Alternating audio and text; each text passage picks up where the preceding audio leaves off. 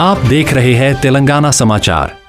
जमीयत अल-हुफ़ाज़ करीम नगर के ज़ेर एहतिमाम सीरत सहाबा के प्रोग्राम के इनामात शालीमार फंक्शन पैलेस में तकसीम की जानिब से और तमाम अहले शहर के जानिब से आपका पुरखपाक इस्तकबाल करते हैं, खैर मक़दम करते हैं, अहलन व सहलन मरहबा करते हैं। अल्लाह तबारक व तआला आपके आने को बेहद कबूल व मंजूर फरमाए और अल्लाह तबारक व तआला आपके फूज़ व बरक़ात से मुस्तफ़ीद फरमाए। तो जमीयत अल-हुफ़ाज़ की जो टीम है जिनके ज़रिए अल्लाह तबारक व तआला ये अज़ीम शान खिदमत अंजाम दे रहा है, उसमें अहम और कलीदी किरदार अदा करने वाली शख्सियत हज़रत हाफ़िज़ ज़ियाउल्लाह खान साहब भी है कि जिनकी बड़ी फ़िक्रें कोशिशें जद्दोजहद होती है कि सीरत का इम्तिहान कैसे मुनाक़िद करवाया जाए और कामयाब तलबा में कैसे इनामात दिए जाए। तो आपके सामने जो बात मुख्तसर में जिक्र करके इंशाअल्लाह अपनी बात में 3 ग्रुप रहे। पहला ग्रुप 4 से 7 तक था और दूसरा ग्रुप 8, 9, 10 का ग्रुप था। उसके बाद इंटर डिग्री और आज़ाद तमाम लोगों का ग्रुप था कि पहले ग्रुप के लिए जो किताब थी वो सीरत सहाबा नाम से जो किताब है वो किताब रखी गई, जिसमें मुफ्ती साजिद हुसैन साहब मददिल्लाहुल अली से स्कूल के तलबा और तालिबात के लिए मुनाक़िदा इम्तिहानात के सिलसिले में आपने तफसील समाअत फरमाई है। उसके अलावा एक और ग्रुप हमने रखा था जिसमें कॉलेज के तलबा व तालिबात और घरेलू ख़वातीन और मर्द हज़रात और ऐसे लोग जो नौकरी करते हैं या किसी बिज़नेस पेशे से मुंसलिक हैं, यानी आम जनरल ग्रुप हमने रखा था। उसके तहत तकरीबन 117 मर्द ख़वातीन और तलबा और तालिबात ने उसके अंदर अल्हम्दुलिल्लाह हिस्सा लिया है। उसके लिए मुस्तक़िल किताब रखी गई थी सीरत सहाबा इकराम रिज़वानुल्लाहि अलैहिम अजमाइन, और ये जो किताब थी ये नस्र की सूरत में थी, क्वेश्चन बैंक नहीं था। तफसीलात इसके अंदर थी जैसे अशर मुबश्शरा और इसी तरीक़े से अज़वाज मुतहरात और बनाते अरबआ रिज़वानुल्लाहि अलैहिम अजमाइन, इनकी तफसीली ज़िंदगी उसके अंदर मौजूद थी। और सहाबा के सिलसिले में हमारा क्या अक़ीदा होना चाहिए ये भी तफसील से उसके अंदर बयान किया गया था। ये इम्तिहान रोमन में भी हुआ और उर्दू ज़ुबान में भी हुआ है। अल्हम्दुलिल्लाह आप नताइज देखने के बाद आपको अंदाज़ा होगा कि इम्तिहान देने वालों ने बहुत मेहनत की है और अक्सर नंबर लाने वालों में वो हैं जिन्होंने तकरीबन सवालात को जिन्होंने हल किया है। आमतौर पर होता ये है कि ज़ाब्ते की कार्रवाई के लिए बाज़ हज़रात इम्तिहान में शरीक हो जाते हैं लेकिन कुछ लिखते नहीं हैं, लेकिन यहाँ पर ऐसा अंदाज़ा हुआ कि वाक़यातन उन्होंने बहुत गहराई के साथ किताब का मुताला किया है। चूँकि किताब नस्र की सूरत में थी, टेक्स्ट बुक थी, लिहाजा जब तक उसे गहराई के साथ नहीं पढ़े उस वक्त तक सवालात का जवाब देना मुमकिन नहीं था। हमने आसान सवालात भी किए और मुश्किल सवालात भी किए ताकि अंदाज़ा हो सके इम्तिहान देने वालों ने किताब पढ़ी है या नहीं पढ़ी है। लेकिन अंदाज़ा हुआ अल्हम्दुलिल्लाह बहुत गहराई के साथ इन्होंने किताब का मुताला किया है। नबी करीम सल्लल्लाहु अलैहि वसल्लम के सहाबा इकराम रिज़वानुल्लाहि अलैहिम अजमाइन, ये वो सहाबा हैं जिनसे दीन हम तक पहुंचा है और उनकी ज़िंदगियों के बारे में मालूमात रखना हम सबको ज़रूरी है। इसी कोशिश को जमीयत अल-हुफ़ाज़ करीम नगर ने आगे बढ़ाया है और अपने दायरे को इस साल वसाअत देते हुए कॉलेजों के तलबा व तालिबात और घरेलू ख़वातीन और मर्द हज़रात के लिए भी उन्होंने उसकी सहूलत फराहम की है। इब्तदा में हमें अंदाज़ा ये था कि शायद इस ग्रुप के अंदर दिलचस्पी कम होगी, लेकिन हैरत की बात यह है कि अल्हम्दुलिल्लाह 117 तलबा और तालिबात और मर्द हज़रात ने भी इसके अंदर हिस्सा लिया है। बाज़ सरकारी मुलाजिमीन और बाज़ अपने पेशे से आला पेशे से वाबस्ता हैं, उन लोगों ने भी हिस्सा लिया। घरों में रहने वाली पर्दा नशीन ख़वातीन ने भी अल्हम्दुलिल्लाह हिस्सा लिया, बड़ी तादाद, बल्कि यूँ कहिए कि 98% ख़वातीन ने इसके अंदर हिस्सा लिया। सिर्फ 2% तलबा मौजूद थे इसके अंदर। और जमीयत अल-हुफ़ाज़ का मैं इस सिलसिले में शुक्रिया अदा करूँगा कि उन्होंने बहुत अच्छा मौका इनके लिए फराहम किया है। पर्चे मैंने ही तैयार किए हैं, उसकी जांच भी मैंने ही की है। अभी तक जमीयत अल-हुफ़ाज़ के ज़िम्मेदारों को नहीं मालूम है कि नंबर किसका आया है। सारे नंबरात, सारे इनामात राज में रखे गए हैं। जब तक यहाँ पर उसका अनाउंस नहीं होगा आपको पता नहीं होगा कि किसका इनाम आया है।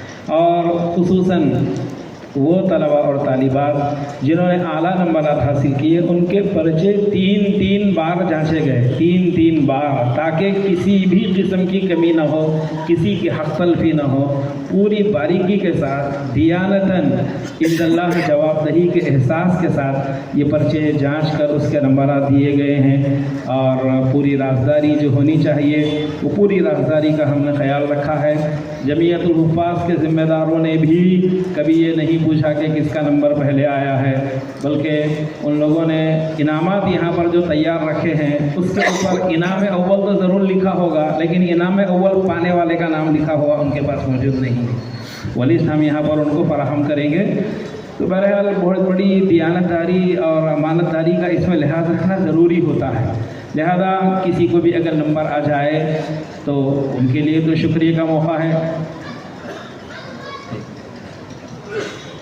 اور دوسری بات یہ ہے کہ آپ حضرات کو جو انعامات دیے ہیں یہ انعامات بھی آپ کی ہمت افزائی کے لیے دیے ہیں۔ جس کو انعام ملا ہے وہ اللہ کا شکر ادا کریں، جس کو انعام نہیں ملا مایوس نہ ہوں، انعام ہی سب کچھ نہیں ہے۔ آپ نے صحابہ کی زندگی پڑھ لی ہے، اس کا اثر انشاءاللہ آپ کی زندگیوں میں، آپ کی نسلوں میں آئے گا اور اس کا ثواب اور اجر آپ کو ضرور ملے گا۔ تو انعام نہ ملنے سے مایوس نہ ہوں اور کسی کو یہ نہ کہیں کہ بھئی طرفداری کی گئی ہے، جانبداری کی گئی ہے۔ عام طور پہ انعامات کی تقسیم کے بعد اس قسم کی باتیں آتی ہے، تو اس قسم کی باتوں سے بھی پرہیز کیجیے، کیونکہ جن لوگوں کے بھی ذمہ داری دی گئی ہے کہ ممتحن کے خاندان کا کوئی بھی فرد، یعنی امتحان کے پرچے جنہوں نے بنائے ہیں ان کے بچے اور بچیوں نے اس میں حصہ نہیں لیا ہے، اور ان کے گھر والوں نے بھی حصہ نہیں لیا ہے، دور دور تک کسی نے بھی حصہ نہیں لیا ہے۔ پرچہ بناتے وقت رات کے اندر بیٹھ کے پرچہ بنایا گیا ہے تاکہ کسی کا سایہ بھی نہ پڑے پرچے پر۔ پرچے جانچنے کے بعد بھی اس کے نمبرات کو اسی طریقے سے محفوظ رکھا گیا ہے۔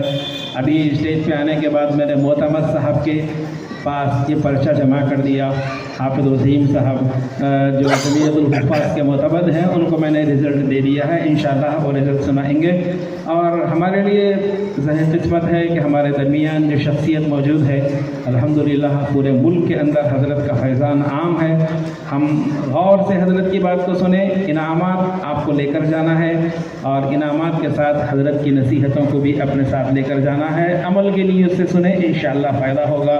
وآخر دعوانا ان الحمدللہ۔ حضرات علماء کرام، مشائخ اعظام، میرے دینی اور اسلامی بھائیوں، پیارے بچوں اور عزیز طلباء و طالبات، یہ ہماری اور آپ کی سعادت مندی اور خوش بختی ہے کہ آج ہمارے اور آپ کے معبود نے ہمیں اور آپ کو ایک ایسی نورانی اور بابرکت اور مقدس مجلس میں شریک ہونے کی توفیق عطا فرمائی ہے، جسے قرآن مجید کے عنوان سے اور عظمت صحابہ کے عنوان سے منعقد کیا گیا ہے۔ اللہ تعالی ہماری اور آپ کی اس حاضری کو اپنی بارگاہ میں اس عنوان سے قبول فرما لیں کہ اس پورے مجمع میں سے ایک ایک فرد کو مغفرت کی بھیک مل جائے۔ میرے ایمان والے بھائیوں، ہم سب مغفرت کے بھکاری ہیں، اور مغفرت وہ بھیک ہے جو اللہ کے در کے سوا کہیں سے نہیں مل سکتی۔ وَمَن يَغْفِرُ الذُّنُوبَ إِلَّا اللَّهُ، اللہ کے سوا کون ہے جو گناہوں کو معاف کر سکے؟ اللہ ہم سب کو مغفرت کی بھیک عطا فرمائیں اور ہم سب سے راضی ہو جائیں۔ ہم سب مغفرت کی بھکاری بھی ہیں اور اللہ کی رضا اور ان کی خوشنودی کے طلبگار بھی ہیں۔ وَرِضْوَانٌ مِّنَ اللَّهِ أَكْبَرُ، اللہ کی رضامندی یہ سب سے بڑی چیز ہے۔ اللہ ہمارے گناہوں کو بھی معاف فرمائیں اور ہم سب سے راضی بھی ہو جائیں۔ میں دل کی گہرائیوں سے جمعیت الحفاظ کریم نگر کو مبارکباد پیش کرتا ہوں، جن کی سعی پیغم اور جہد مسلسل کے نتیجے میں الحمدللہ یہ نورانی مجلس منعقد ہوئی۔ جمعیت الحفاظ کے تمام ارکان اس بات کے لیے بھی قابل مبارکباد ہیں کہ انہوں نے نئی نسل کو صحابہ کرام رضوان اللہ تعالیٰ علیہم اجمعین سے متعارف کرانے کے لیے ایک بڑی حسین کوشش کی ہے۔ اللہ ان کی ان خدمات کو قبول فرمائے۔ یہ دور جس سے ہم اور آپ گزر رہے ہیں یہ فتنوں کا دور ہے، اور فتنے ہمیشہ فکر و نظر کے حوالے سے برپا ہوتے ہیں، فتنے عمل کی لائن سے نہیں آتے۔ ہر فتنہ فکر و نظر کے حوالے سے امت کے درمیان برپا ہوتا ہے، اور اس کا دفاع، اس فتنے کو ختم کرنا ہر صاحب ایمان کے لیے ان دلائل کو فراہم کرنا ضروری ہے کہ جس کے ذریعہ سے فکر و نظر کے حوالے سے برپا ہونے والے فتنوں کا ملاقبہ ہو سکے۔ عصر حاضر کے بے شمار فتنوں میں سے ایک بڑا فتنہ یہ ہے کہ سوشل میڈیا کے حوالے سے، دیگر ذرائع ابلاغ کے حوالے سے نبی کریم صلی اللہ علیہ وسلم کی تیار کردہ نہایت معتبر جماعت کو ان لوگوں نے نشانہ بنایا۔ صحابہ کرام رضوان اللہ تعالیٰ علیہم اجمعین کی عظمتوں کو امت کے درمیان ختم کرنے کے لیے ایک مسلسل تحریک چلائی۔ عصر حاضر میں جو ہماری نئی نسل ہے، اگر ان کے سامنے اسلام کے بنیادی عقائد اور اس کے بنیادی نظریات نہیں پیش کیے گئے تو پھر اسلام دشمن طاقتیں اپنے مشن میں کامیاب ہو جائیں گی۔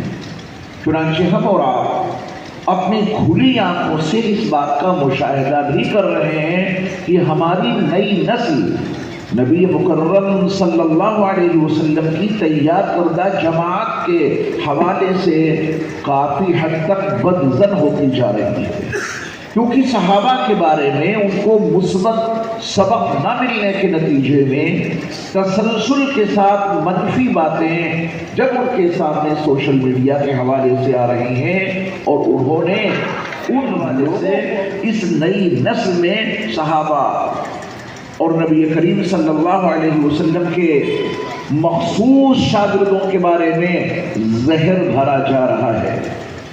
تو جمعیت الحفاظ کے تمام ارکان اس عنوان سے بھی قابل مبارکباد ہیں کہ انہوں نے نئی نسل کے سامنے صحابہ کرام رضوان اللہ تعالیٰ علیہ مجمعین کا حقیقی تعارف کرانے کے لیے، نئی نسل کو اپنے نبی کے صحابہ سے متعارف کرانے کے لیے یہ بڑا مثبت پہلو اختیار کیا، جس کے ذریعہ سے انشاءاللہ ہماری نئی نسل صحابہ کرام رضوان اللہ تعالیٰ علیہ مجمعین سے واقف ہوگی اور صحابہ کی عظمت ان کے دلوں کے اندر پیدا ہوگی۔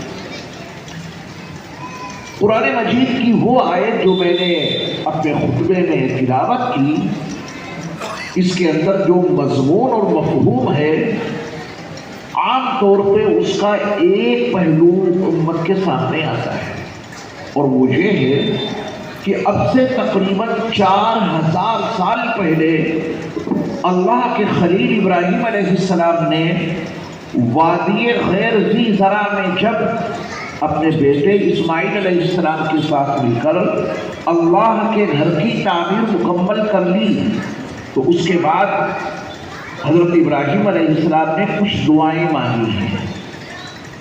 ان دعاؤں میں سے ایک دعا یہ بھی ہے، ربنا وابعث فیہم رسولا منہم یتلو علیہم آیاتک ویعلمہم الکتاب والحکمت ویزکیہم انک انت العزیز۔ سال پہلے وادی غیر ذی زرع میں اللہ کے خلیل ابراہیم علیہ السلام نے تعمیر کعبہ کے بعد جو کچھ دعائیں مانگی ہیں، ان میں سے ایک دعا میں نے قرآن مجید کے حوالے سے آپ کے سامنے اس آیت کی تلاوت کی۔ اس میں ابراہیم علیہ السلام نے جو دعا مانگی ہے، عام طور پہ اس کا کہ ابراہیم علیہ السلام نے اللہ سے یہ دعا مانگی کہ اسی سرزمین پر ابراہیم علیہ السلام کی نسل سے ہی اللہ کے وہ آخری نبی پیدا ہو جو اللہ کی آیتیں ان کو پڑھ پڑھ کر سنائیں، اور صرف سنائیں نہیں بلکہ ان کو اللہ کی کتاب کی تعلیم دے دیں اور ان کو دانش مندی کی باتیں بھی سکھا دیں اور ان کو وہ پاک صاف کر کے استعمال بھی دیں۔ یہ اس دعا کے بنیادی مضامین ہیں۔ بلا شبہ اللہ کے خلیل ابراہیم علیہ السلام کی یہ دعا بعثت محمدی سے متعلق ہے۔ آپ نبی مسیحا بھی ہیں اور دعائے خلیل بھی، جن کے صدقے میں نبیوں کو نبوت ملی، جن کے طفیل رسولوں کو رسالت ملی، جن سے بہتر شخصیت پر آج تک سورج طلوع نہیں ہوا، جن سے حسین مکھڑا ابتدائے آفرینش سے آج تک چاند کی ضیا پاش انہوں نے نہیں دیکھا، جن کی آمد پہ بادیں بہاری چلی، گلشنوں میں چٹکنے لگی ہر گلی، شور برپا ہوا یہ گلی در گلی، آ گئے ہیں بشیر و نذیر و نبی، وہ بتائیں یہ سب کو حلال و حرام، ان پہ لاکھوں درود ان پہ لاکھوں سلام، جن کے آگے ہی رحمت برسنے لگی، جن کی خوشبو سے دھرتی مہکنے لگی، علم و عرفان کی بجلی چمکنے لگی، دید ہوتے ہی ہر شے یہ کہنے لگی، مرحبا مرحبا اے رسول انام، ان پہ لاکھوں درود ان پہ لاکھوں سلام۔ نبی مکرم حضرت محمد صلی اللہ علیہ وسلم کی بعثت کی دعا اللہ کے خلیل ابراہیم علیہ السلام نے مانگی، یقیناً مانگی، قرآن مجید میں ان کی دعاؤں کا تذکرہ ہے، لیکن اس دعا کی تصویر کا جو دوسرا رخ ہے اس کا سیدھا تعلق عظمت صحابہ سے ہے۔ یعنی ابراہیم علیہ السلام نے اپنی ان دعاؤں میں صرف حضرت محمد صلی اللہ علیہ وسلم کی بعثت کی ہی دعا نہیں مانگی، اللہ کے خلیل ابراہیم علیہ السلام کی دعا میں صرف عبداللہ کے در یتیم اور آمنہ کے لخت جگر اور عبد المطلب کے پوتے اور ابو طالب کے بھتیجے اور اللہ کے آخری نبی حضرت محمد صلی اللہ علیہ وسلم کی ہی بعثت کی دعا نہیں، بلکہ حضرت محمد صلی اللہ علیہ وسلم کی بعثت کی دعا کے ساتھ ساتھ اسی آیت میں ابراہیم علیہ السلام کی اسی دعا میں عظمت صحابہ کا پہلو بھی پوشیدہ ہے۔ میں کوشش کروں گا اس تصویر کا یہ دوسرا رخ آج کی اس مقدس اور مبارک مجلس میں آپ کے سامنے پیش کروں۔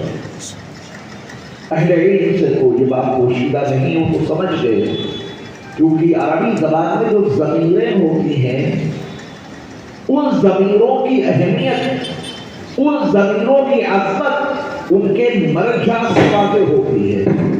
کس سے واضح ہوتی ہے؟ اس کے مرجع سے۔ یہ ضمیر لوٹ کدھر رہی ہے؟ اس ضمیر سے مراد کون لوگ ہیں؟ ربنا وابعث فیہم، ابراہیم علیہ السلام کی اس دعا کا، اس سے پہلے کی دعائیں مذکور ہیں، اس دعا کا یہ پہلا جملہ ہے وابعث فیہم، اے ہمارے رب آپ ان کے درمیان مبعوث کر دیجئے رسولا منہم، انہی میں سے ایک رسول۔ یہ فیہم اور منہم کون ہے؟ جس دن فیہم اور منہم یہ سمجھ میں آ گئے، یقین جاننا عظمت صحابہ دل کی گہرائیوں میں اترتی چلی جائے گی، پھر یہ زبان نہیں ضمیر پکار اٹھے گا، میرے رب نے سچ کہا ان تمام صحابہ کے لیے رضی اللہ عنہم ورضوا عنہ، یہ تمام کو یوں ہی نہیں ملا۔ صحابہ کرام رضوان اللہ تعالی علیہ اجمعین کی عظمتوں، ان کی رفعتوں، ان کی بلند شان اور ان کے ان تمام طبقات میں جو قرآن میں مذکور ہیں، ابراہیم علیہ السلام کی دعا کی تاثیر شامل ہے۔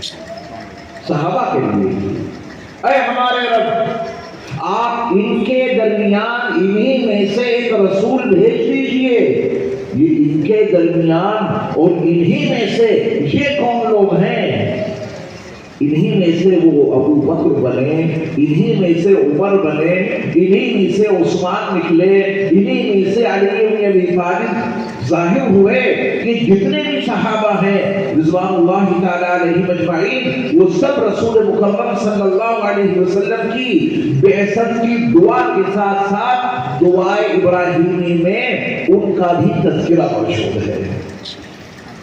ربنا وبعث فیہم رسولا منہم، اے ہمارے رب آپ ان کے درمیان انہی میں سے ایک رسول بھیج دیجئے. یہ تو نسلی اعتبار سے صحابہ کی عظمت کا ظہور ہوا. جو خاندان قریش سے تعلق رکھتے ہیں، جن کا تعلق نسل ابراہیمی اور نسل اسماعیلی سے تھا، ان کی عظمتوں کا تذکرہ ان دو جملوں میں آ گیا. ربنا وبعث فیہم رسولا منہم. اب یتلو علیہم آیاتک، اس میں مہاجرین صحابہ ہوں یا انصار صحابہ. انصار صحابہ میں سے نبی کی بعثت نہیں ہوئی ہے، لیکن یتلو علیہم آیاتک، وہ ان کے سامنے آپ کی آیتوں کی تلاوت کریں.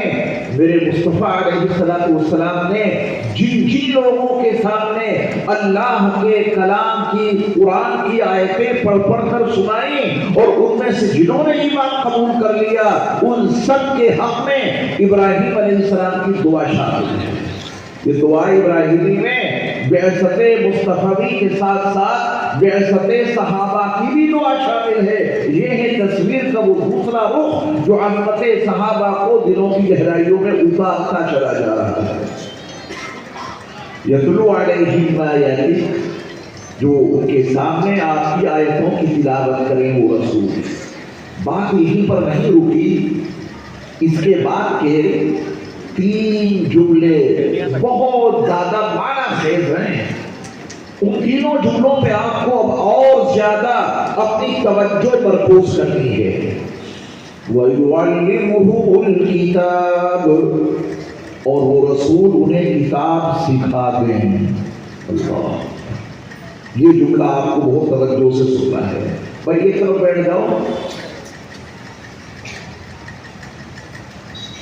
آنے جانے کا سلسلہ بالکل نہیں. وَيُعَلِّمُهُ الْكِتَابَ، یہ ابراہیم علیہ السلام اب سے تقریباً 4000 سال پہلے اور نبی آخر الزمان حضرت محمد صلی اللہ علیہ وسلم کی بعثت سے تقریباً 2500 سال پہلے دعا کر رہے ہیں. وَيُعَلِّمُهُ الْكِتَابَ، اور وہ رسول ان کو کتاب سکھا دیں. یہاں ہمارے جن بچوں نے شرکت کی ہے اس مسابقے میں، یا جس عنوان سے اس جمعیت کو موسوم کیا گیا جمعیت الحفاظ، میرا وجدان کہہ رہا ہے کہ اس جمعیت میں سارے حفاظ ہی حفاظ ہوں گے. میرا وجدان صحیح ہے. ان حفاظ کو حافظ بنایا کس نے؟ ان کے اساتذہ نے. ان کے اساتذہ کو کس نے حافظ بنایا؟ ان کے اساتذہ نے. یہ مبارک سلسلہ یہاں سے چلا، ٹھہرا کہاں پر؟ گنبد خضرا کے مکی پر. اللہ، یہ بڑا اہم دلچسپ موضوع ہے اور 1 گھنٹے میں مجھے اپنی گفتگو مکمل سکھانے اور کتاب الہی کی تعلیم دینے کا سلسلہ اس دھرتی پر، اس نیل و آسمان کے نیچے ٹھہر کہاں جاتا ہے؟ یہ سلسلہ مبارک سلسلہ، پر نور سلسلہ یہاں سے چلا. کریم نگر سے ہی نہیں، کائنات کے ہر گوشے سے سلسلہ چلا ہے، کیونکہ دنیا کے ہر حصے میں اس ربوع مسکو پر جہاں جہاں انسانوں کی آبادی ہے وہاں مسلمان، وہاں حفاظ موجود ہیں. ہر جگہ سے یہ نورانی سلسلہ چلا. منتہی کہاں ہوا؟ کہاں پہ جا کے یہ رکا؟ وَيُعَلِّمُهُ الْكِتَابَ کے تناظر میں آپ جب دیکھیں گے تو تمام دنیا کے حصوں سے قرآن مجید کے سکھانے کا سلسلہ نورانی سلسلہ چلا، اور چلتے چلتے گنبد خضرا کے مکی کی ذات پہ ٹھہر گیا۔ کیوں ٹھہرا؟ کیونکہ پہلی بار اس دھرتی پر انسانوں کو قرآن، اللہ کی کتاب جو سب سے پہلے سکھائی ہے، وہ حضرت محمد صلی اللہ علیہ وسلم ہے۔ ہمارے جمعیت الحفاظ کے جتنے حفاظ کرام ہیں، ان کے اساتذہ جو ابھی باقاعدہ حیات ہیں، ان کی خوشی کی انتہا نہیں ہوگی کہ ہمارے شاگردوں نے کتنا اچھا کام شروع کر دیا۔ جن لوگوں کو ہم نے حفظ کرایا وہ اساتذہ بہت خوش ہو رہے ہوں گے، جو باقاعدہ حیات ہیں اور جو دنیا سے جا چکے ہیں، ان کی روحیں بڑی خوش ہوں گی کہ ہمارے شاگرد اچھا کام کر رہے ہیں۔ جن بنیادوں پہ انہوں نے اپنے شاگردوں کو تیار کیا، اس کا ثمرہ اور اس کے نتائج دکھ رہے ہیں۔ اگر ان حفاظ کے اساتذہ کو بڑی خوشی ہے تو اس معلم کائنات کو اپنے شاگردوں سے کتنی خوشی حاصل ہوئی ہوگی، جنہوں نے پہلی بار اس دھرتی پر لوگوں کو اللہ کی کتاب کی تعلیم دی۔ اب ذرا ہم نزول وحی کی کیفیات، پھر اس وحی کو صحابہ تک منتقل کرنے کا سسٹم، اس کو جاننا بہت ضروری ہے عظمت صحابہ کو اپنے دلوں میں پیوست کرنے کے لیے۔ کیا طریقہ تھا؟ وہ طریقہ اگر جمعیت الحفاظ کے اساتذہ استعمال کرتے، اپناتے، تو میرا وجدان کہہ رہا ہے کہ ان اساتذہ کے سارے شاگرد درسگاہ چھوڑ کے بھاگ جاتے، حفظ نہیں کر پاتے۔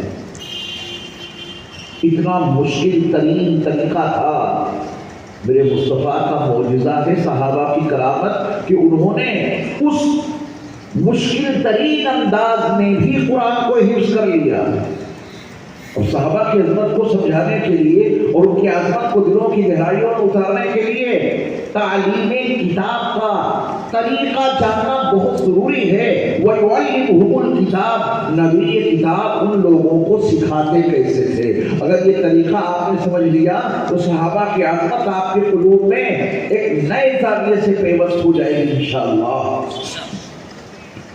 نبی علیہ السلام پر جیسے جیسے جتنا قرآن نازل ہوتا تھا، آپ اپنے صحابہ کو اتنا قرآن زبان بھی یاد کراتے تھے اور اس کو ضبط تحریر میں بھی لاتے تھے، یعنی سینوں اور سفینوں کے حوالے سے نبی مکرم صلی اللہ علیہ وسلم نے اس قرآن کو محفوظ کرایا۔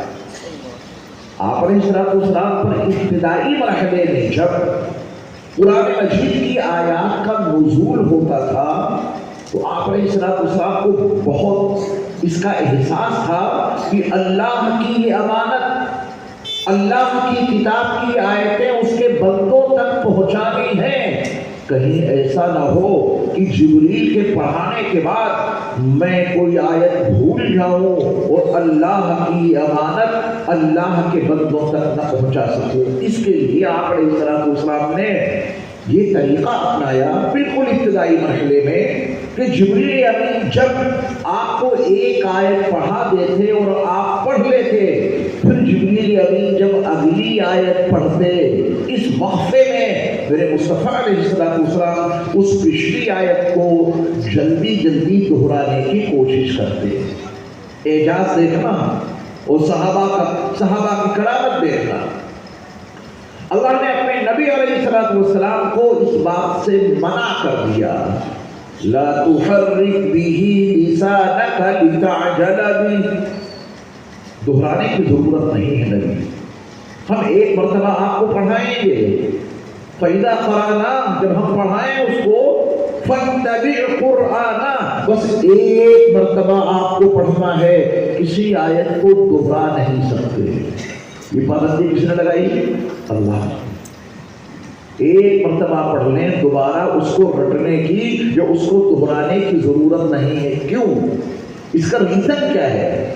اگر ان کے اساتذہ ان پر یہ پابندی لگاتے کہ مغرب کے بعد ایک مرتبہ ایک رکوع کہلواؤں گا، پہلے نازلہ بھی نہیں پڑھایا، کوئی کتاب ہاتھ میں نہیں لی، اپنے شاگردوں کو جمع کیا ان کے اساتذہ نے اور یہ کہا کہ زبانی ایک مرتبہ کہلواؤں گا، کوئی کتاب سامنے نہیں ہوگی، اور زبانی ایک مرتبہ کہلوانے کے بعد اسے رٹ نہیں سکتے، بچے کا کوئی درسگاہ میں طالب علم، اور کل سنانا بھی ہے، بار بار سنانا ہے، اور سنانا ویسے ہے جیسے میں نے کہلوایا، ایک زبر اور زیر کا بھی فرق نہیں ہونا چاہیے، ایک نقطے کا بھی فرق نہیں ہونا چاہیے۔ طلبہ رکے گے درسگاہ میں، اس کا بڑا مشکل کام بتا دیا ہے استاد محترم نے، نہ قرآن مجید ہاتھ میں دیا، نہ کوئی عبارت پڑھائی، بس زبانی ایک مرتبہ کہلوا دیا اور دوبارہ رٹنے پر پابندی ہی لگا دی، تو ہم کل یہ سبق کیسے سنا سکتے ہیں؟ تو پھر کروڑوں درود و سلام ہو نبی مکرم صلی اللہ علیہ وسلم کی ذات گرامی پر کہ اللہ نے آپ کو ایک مرتبہ پڑھنے کا مکلف بنایا، اس مجلس میں اس آیت کو دوبارہ دہرانے پر پابندی لگا دی، یہ کہہ کر ان علینا جمعہ وقرآنا، میرے محبوب اس قرآن کو آپ کے سینے میں جمع کر دینا یہ ہماری ذمہ داری ہے، اور آپ کی زبان سے اسے پڑھوا دینا بھی ہماری ذمہ داری ہے۔ سنقرئک فلا تنسى، ہم تو آپ کو ایسا پڑھائیں گے کہ آپ بھول نہیں سکتے، الا ماشاء اللہ۔ اس شان سے اللہ نے اپنے نبی کو قرآن یاد کرایا۔ وَيُعَلِّمُهُمُ الْكِتَابَ، اس نبی کی بعثت سے 2500 سال پہلے اسی وادی خیر سلسلہ میں اللہ کے خلیل یہ دعا مانگ رہے ہیں، اے اللہ ایسا رسول ان کے درمیان مبعوث کرنا جو آپ کی آیتیں انہیں پڑھ پڑھ کر سنائیں، اور صرف سنائیں نہیں بلکہ وہ کتاب، پوری کتاب، جملے پر دھیان دیا آپ نے، کتاب، پوری کتاب، پوری کتاب یہ قرآن۔ نزولی ترتیب الگ ہے، نزولی ترتیب پہ اگر آپ چاہیں گے تو اور بڑا معجزہ آپ کے سامنے ظاہر ہوگا۔ یہ قرآن موجودہ ترتیب کے ساتھ الحمدللہ رب العالمین سے لے کر من الجنۃ والناس تک یہ پوری کتاب یہ آخری رسول انہیں سکھا دیں۔ کنہیں سکھا دیں؟ ہمیں اور آپ کو، ہم تو 1450 سال کے بعد کی ضروریت میں ہیں۔ کنہیں سکھائیں؟ کچھ افراد ہوں گے جن کے لیے میں اور آپ نہیں، کوئی اور نہیں، اللہ کے خلیل ابراہیم علیہ السلام کی کن کے لیے دعا مانگ رہے ہیں کہ وہ آخری رسول ان کو صرف قرآن مجید کی آیتوں کو پڑھ پڑھ کر ہی نہ سنائیں بلکہ پوری کتاب۔ کیا انتخاب ہے اللہ کا! ابراہیم علیہ السلام کی دعا میں جن نفوس قدسیہ کا تذکرہ ہے، ابراہیم علیہ السلام کے ذہن میں یقیناً وہ نفوس قدسیہ ضرور ہوں گے جن کے لیے وہ خود اللہ سے کہہ رہے ہیں اے اللہ وہ رسول ان کو آپ کی پوری کتاب سکھا دے۔ ابراہیم علیہ السلام کو علم غیب تو یقیناً نہیں تھا، لیکن مجموعی طور پہ ان کے ذہن میں کچھ نفوس قدسیہ ہوں گے ضرور کہ یہ نبی ان کو کتاب سکھائیں، یہ نبی ان کو پوری کتاب کی تعلیم دیں۔ کچھ شخصیات ہوں گی، یہ کون شخصیات ہیں جن کے لیے ابراہیم علیہ السلام یہ دعا کر رہے ہیں؟ یقیناً بلا شک و شبہ وہ صحابہ کی جماعت ہے جنہیں اللہ کے رسول صلی اللہ علیہ وسلم نے اس دھرتی پر پہلی بار قرآن یاد کرایا، قرآن سمجھایا بھی، صرف یاد نہیں کرایا بلکہ قرآن سمجھایا بھی۔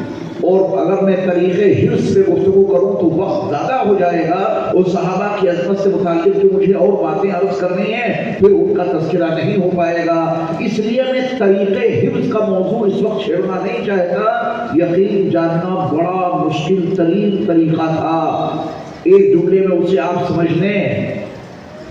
ایک آیت نازل ہوئی، میرے مصطفیٰ علیہ السلام نے صحابہ سے کہا کہ اس آیت کو فلاں صورت میں فلاں آیت سے پہلے یاد کرو۔ ہے نا مشکل کام، یہ جو حفاظ ہیں ان کی سمجھنے بات وہ آ رہی ہوگی۔ پھر ایک آیت نازل ہوئی، نبی علیہ السلام نے فرمایا کہ اس آیت کو فلاں صورت میں فلاں آیت کے بعد یاد کرو. ایسے قرآن نازل نہیں ہوا تھا جس طرح دو گتوں کے درمیان آج لکھا ہوا ہمیں اور آپ کو مل رہا ہے. نزولی ترتیب بالکل الگ ہے.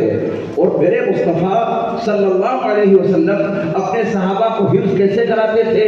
یہ آیت یہاں پہ یاد کرو، اس کو وہاں یاد کرو، اس کو یہاں یاد کرو، اس کو یہاں یاد کرو.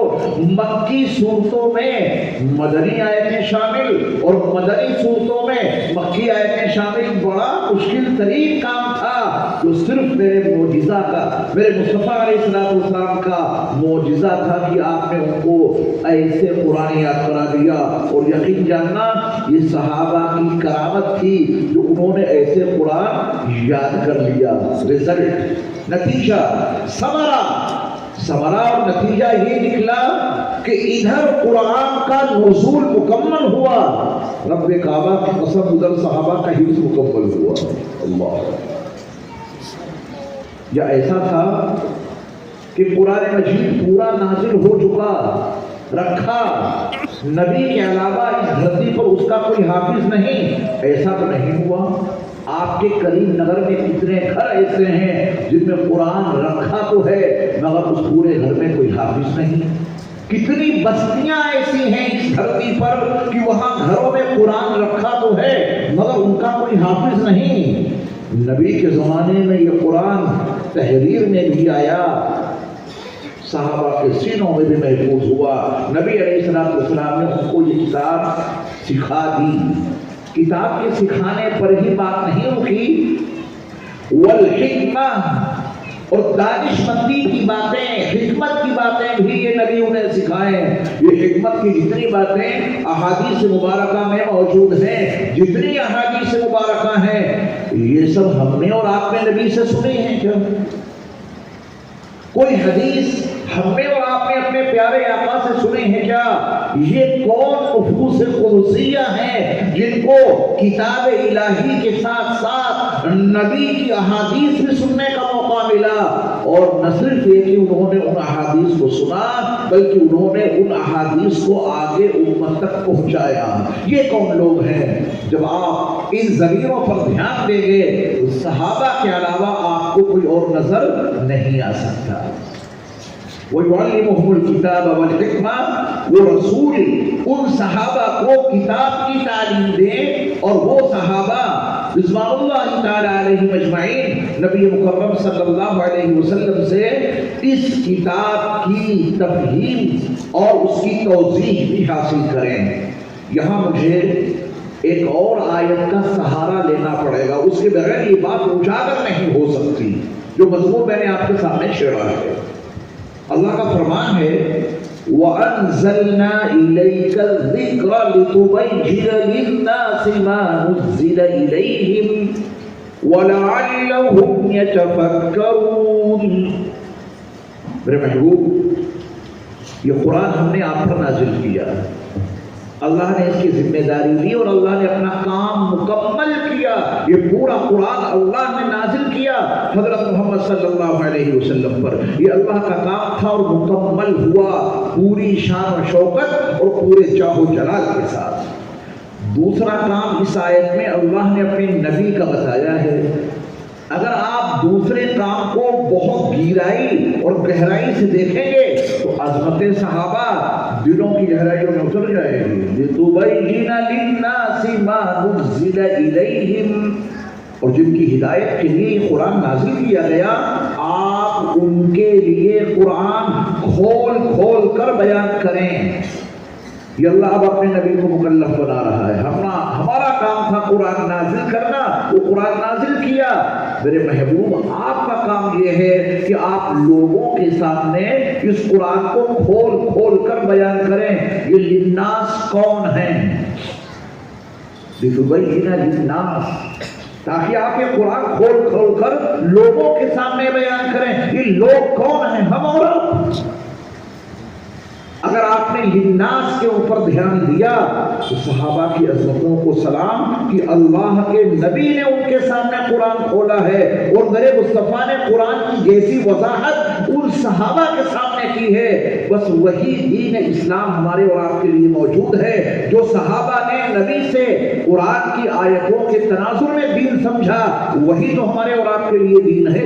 مثلا قرآن مجید میں حکم ہے اقیموا الصلاۃ، صلاۃ قائم کرو۔